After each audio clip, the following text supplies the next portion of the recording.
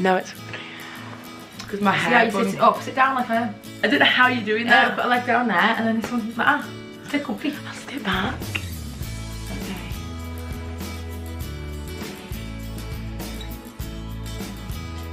A little bit.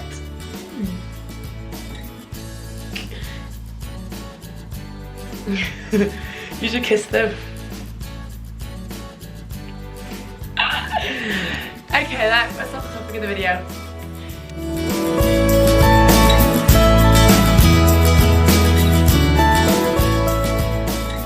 So today we are talking to you about how to get abs. Yeah, we're going to discuss the myth behind abs, because a lot of people are doing a great diet and are training abs like 4 times a week, and they can't see anything going on under you know, a few layers of fat. The way to get abs really isn't just doing ab training, so we're going to talk through how to get a six-pack. Yeah. So there's loads of things to consider when it comes to getting abs or to having a very lean tummy area. But the key thing that you have got control over, the number one thing is a diet. You know, you could be doing abs 4 times a week training, and that is, and if you've got a bad diet that's high in sugar, even like one that's like, you think it's healthy, you think you're doing everything right, but you could be doing some things wrong. You're still not gonna see it abs. So yeah, then you won't get to see those abs. You won't get to see a flat, firm stomach. And we're going to cover another thing as well as people often think they're doing ab exercise like crunches and stuff because they're working that muscle. They think that the fat in front of that muscle will burn, and there is a lot of people who go to gym and do abs and don't have a six-pack because just because you're burning that muscle doesn't mean it burns the fat in front of the muscle. So just get that out of your head straight away. You can't spot reduce fat. I mean, there's been some studies that people have argued it, but generally your body is dead smart. It's not going to lose fat from one area. Can you imagine if you're thinking, okay, I want like less fat arms, just doing loads of arm exercises, and then suddenly having slimmer arms and being big everywhere else? Like, you'd look random and weird. It doesn't work like that. Some people lose it proportionally, some people don't. Say you've always had a really, really slim body, and then you start putting weight on your stomach because you get to like your 30s, your 40s, your metabolism slows down, you start putting weight on your stomach, and you go on a diet. The first place you'll probably lose it from is that where you're slimmest the most. So your arms and legs, you might put a bit of fat on there and load on your stomach. Well, guess what? Even though your legs and arms are still relatively slim, you'll still lose it from there first.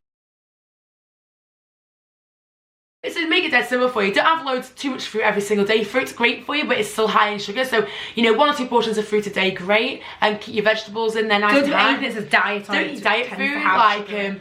And if you are going to, just check the back of it. And I'm not going to go on facts and figures how much sugar you have. You know, everyone's different, but we don't tend to have more than about 35 grams of sugar a day. You see these girls on Instagram who've got flat tummies. They didn't get those tummies out overnight. If they ever went through a transition period of being overweight to that, it would take them like years.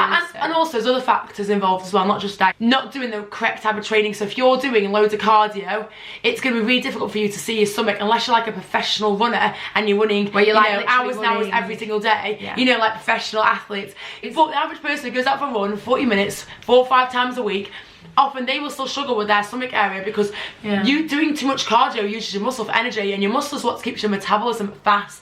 And if you've got more muscle, you're going to burn more calories, you're going to burn more fat. Point number 3 is how much muscle you've got. The more muscle you have, the better your body is at burning fat, because your muscle in your body has so many jobs every single day. It takes a lot of energy just to maintain. So your muscles require energy, so it takes them from the food, it takes them from fat storage, and you're leaner. Like guys who tend to be musclier, unless they're on a bulking phase, tend to have you know, quite a lean middle section. But so if you increase your muscle, you will burn more fat, as long as you're not increasing your calories loads. Simple as that. So that leads us to point number 4, back to a training point. We got? I don't know, we're going to keep going until we run out. Your type of training. So we've said to you need to increase your muscle. We said you don't need to do too much, shouldn't be doing too much cardio.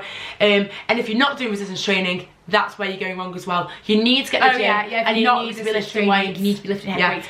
Okay, so point number, I don't even know what point this is. It's the last point. Yeah, the last. We've done this about 6 times.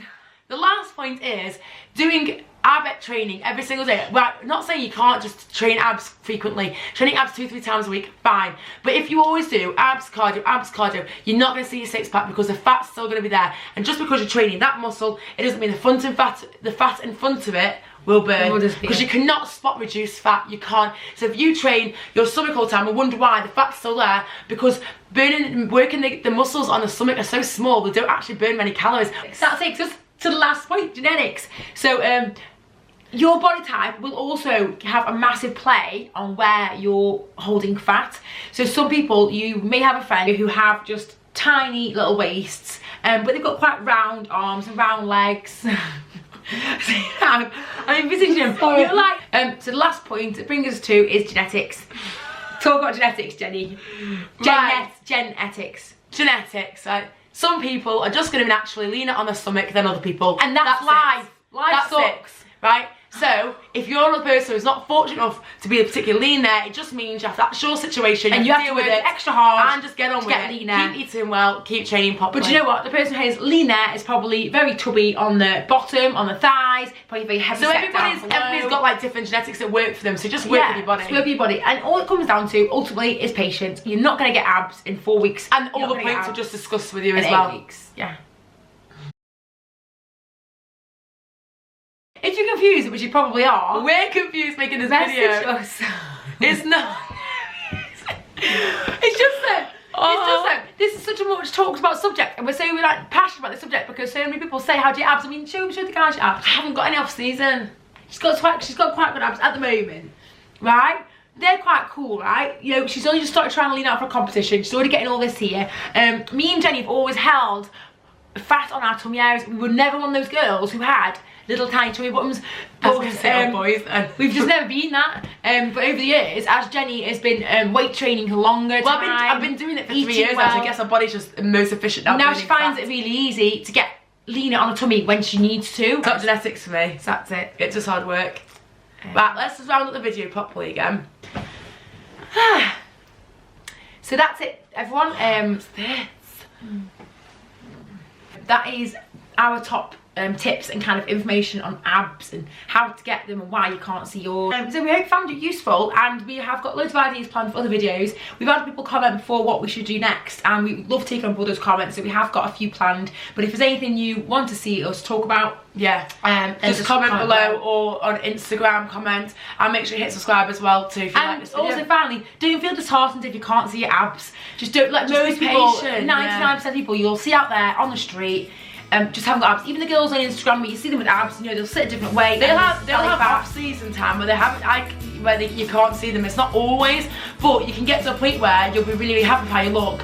You know, whether you've full on got your abs all out or just the tights and tones. But yeah, just enjoy it. Enjoy the process you're going through with your body. Get your head down, get in the gym, eat well, and just crack on with it. And one day you'll look and think, do you know what? It's looking better. Yeah. So, Thanks for watching.